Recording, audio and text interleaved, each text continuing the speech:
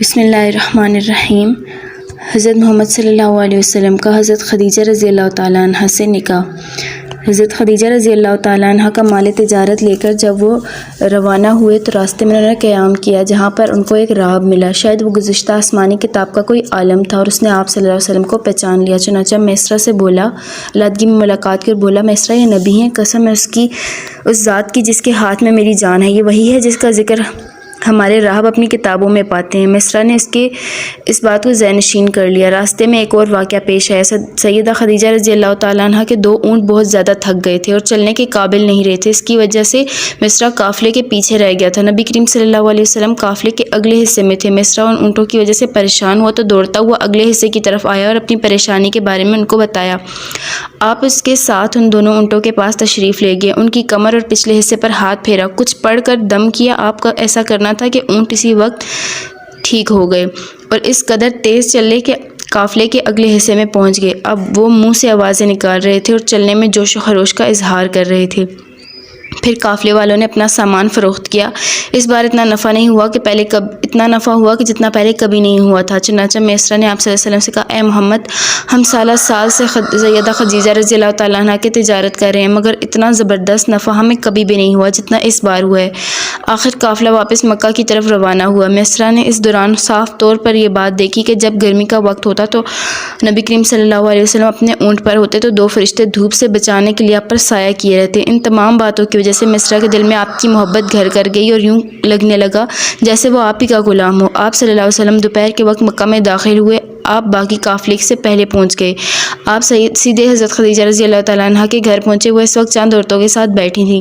انہوں نے دور سے آپ کو دیکھ لیا۔ آپ اونٹ پر سوار تھے اور 2 فرشتے آپ پر سایہ کیے ہوئے تھے۔ حضرت خدیجہ رضی اللہ تعالیٰ عنہ نے یہ منظر دوری سے دیکھا تو دوسری عورتوں کو بھی دکھایا۔ وہ سب بہت حیران ہوئی۔ اب آپ صلی اللہ علیہ وسلم نے حضرت خدیجہ رضی اللہ تعالیٰ عنہ کو تجارت کے حالات سنائے، منافع کے بارے میں بتایا۔ اس مرتبہ پہلے کی نسبت دوگنا منافع ہوا تھا۔ حضرت خدیجہ رضی اللہ تعالیٰ عنہ بہت خوش ہوئی۔ انہوں نے پوچھا، میسرہ کہاں ہے؟ آپ نے بتایا وہ بھی پیچھے ہیں۔ یہ سن کر سیدہ نے کہا، آپ فوراً اس کے پاس جائیے اور اسے جلد از جلد میرے پاس لائیے۔ آپ واپس روانہ ہوئے۔ حضرت خدیجہ نے دراصل آپ کو اس لیے بھیجا تھا کہ پھر وہی منظر دیکھنا چاہتی تھیں۔ چنانچہ چاہتی تھیں کہ جتنا بھی جو فرشتے آپ پر سایہ کرتے ہیں یا نہیں۔ جو ہی آپ روانہ ہوئی یہ اپنے مکان کے اوپر چڑھ گئیں اور وہاں سے آپ کو دیکھنے لگیں۔ آپ کی شان اب بھی وہی نظر آئی۔ اب انہیں یقین ہو گیا کہ ان کی آنکھوں نے دھوکہ نہیں کھایا تھا۔ کچھ دیر بعد آپ صلی اللہ علیہ وسلم میسرہ کے ساتھ ان کے پاس پہنچے۔ حضرت خدیجہ نے میسرہ سے کہا، میں نے ان پر 2 فرشتوں کو سایہ کرتے دیکھا ہے، کیا تم نے کوئی ایسا منظر دیکھا ہے؟ جواب میں اس نے کہا، میں نے تو یہ منظر اس وقت سے دیکھ رہا ہوں جب قافلہ یہاں سے شام کے لیے روانہ ہوا تھا۔ اس کے بعد میسرہ نے آدمی نے جو کہا تھا وہ بھی بتایا، جس نے لات اور غزہ کی قسم کھانے کے لیے کہا تھا۔ پھر اونٹوں والا واقعہ بتایا۔ تمام واقعے سننے کے بعد سیدہ نے آپ کو طے شدہ اجرت سے دگنا دی، جبکہ طے شدہ اجرت پہلے ہی دوسرے لوگوں کی نسبت دگنا تھی۔ ان تمام باتوں سے سیدہ خدیجہ بہت حیران ہوئیں۔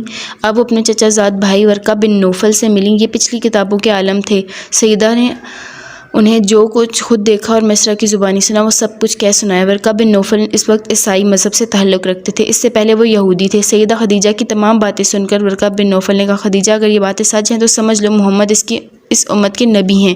میں بات جان چکا ہوں کہ وہ امت کے ہونے والے نبی ہیں، دنیا کو انہی کا انتظار تھا، یہی ان کا زمانہ ہے۔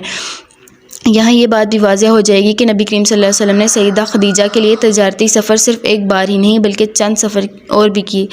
سیدہ خدیجہ ایک شریف اور پاک باز خاتون تھیں۔ نسب کے اعتبار سے بھی قریش میں سب سے اعلیٰ تھیں۔ انہیں قریش کی سیدہ کہا جاتا تھا۔ قوم کے بہت سے لوگ ان سے نکاح کے خواہش مند تھے۔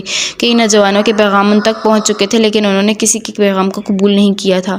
نبی اکرم صلی اللہ علیہ وسلم تجارت کے سفر سے واپس آئے تو آپ صلی اللہ علیہ وسلم کی خصوصیات دیکھ کر آپ کی باتیں سن کر وہ آپ سے بہت زیادہ متاثر ہو چکی تھیں، لہٰذا انہوں نے ایک خاتون نفیسہ بنت منیہ کو آپ کی خدمت میں بھیجا۔ انہوں نے آ کر آپ سے کہا کہ اگر کوئی دولت مند اور پاک باز خاتون خود آپ کے نکاح کو پیشکش کرے تو کیا آپ مان لیں گے؟ تو ان کی بات سن کر آپ نے فرمایا، وہ کون ہے؟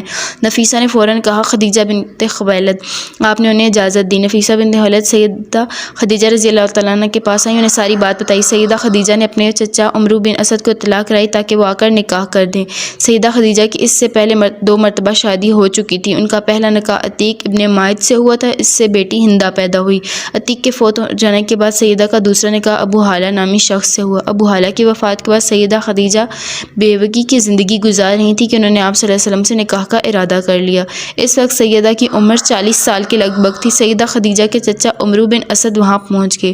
ادھر نبی کریم صلی اللہ علیہ وسلم بھی اپنے چچاؤں کو لے کر پہنچ گئے۔ نکاح کس نے پڑھایا، اس بارے میں روایات مختلف ہیں۔ ایک روایت ہے کہ یہ نکاح چچا ابو طالب نے پڑھایا تھا۔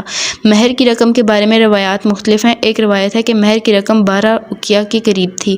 دوسری روایت میں یہ کہ آپ نے مہر میں 20 جوان اونٹنیاں دیں۔